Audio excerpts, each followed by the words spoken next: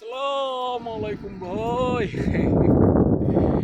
রাস্তায় একলা চলছি ভাই, কেউই নাই, নীরব।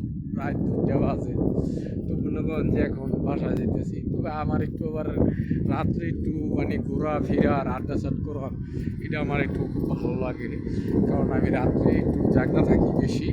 তো এই দিনে আমার খুব সাক্ষাৎ চলাফেরা খুব কম। তো দিনে আমার কাজকর্ম কম, এটা আমার এই সিস্টেম আগের থেকে আমি তৈরি করছি। এই জন্য আমি থাকি সৌদি আরবে, সবাই রে এটা পবিত্র দেশে, এমনি কোনো বাড়ি যে খারাপ কিছু নাই। আমার কাজ থাকে রাত্রে, যাই আমি যে মার্কেটে কাজ করি রাত 3টা পর্যন্ত খোলা থাকে।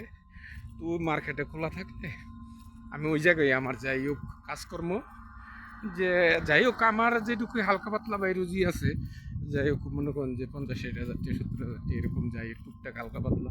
তবে আল্লাহ যাই হোক রাখছে, ভালোই রাখছে। তবে মনে করেন যে এখন ডিউটি শেষ, আমার ডিউটি না, তবে আমার ডিউটি হলো সকালে। তবে সকালে আমার 3 ঘন্টা ডিউটি। তো এখানে মনে করেন যে আমি 1000-1200 রিয়াল পাই। তো বাংলাদেশে মনে করেন যে 40-45 হাজার টাকা। তারপরে আমি সারাদিন হাজিরা থাকি। তো মনে করেন বিকালে আমি কিছু অন্য একটা কিছু ধান্দা করি এক জায়গায় মার্কেটে মিলে, কিছু বেচা কিনা অন্য কিছু করি, ওটা আমি সময় কাটাই। তো অন্য মনে করেন যাই হয় আমার খানা দানা করে যাই টুকটাক চলাফেরা, রুজি রোজগার যেরকম হয় ওর এক জায়গায় একটা কাজকর্ম করি।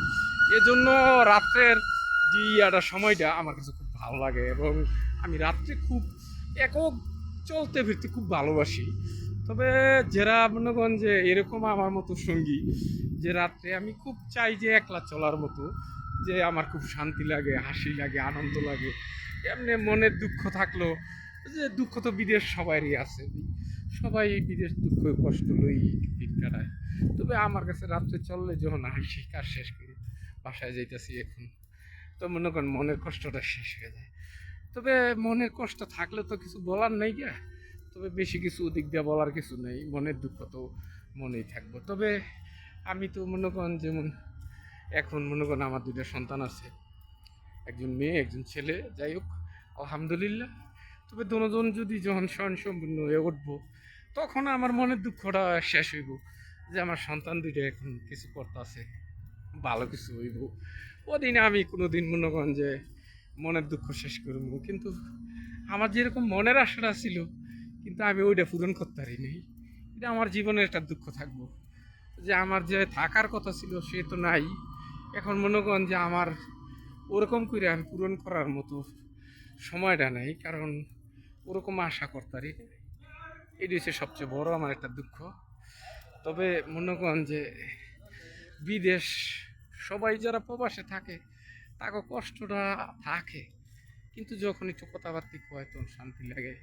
টাকা পয়সা নিয়ে অতটা ভাবে না, যে বাড়িতে পাঠায় দিব, টাকা পয়সা যা কামাই দিয়া দেয়। বেশিরভাগ ওই লোকজন টাকা পয়সা বাড়িতে দিয়া দেয় বউ বেটির কাছে, বউ কি করে বউ জানে।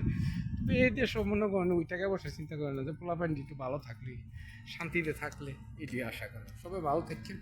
আল্লাহ হাফিজ।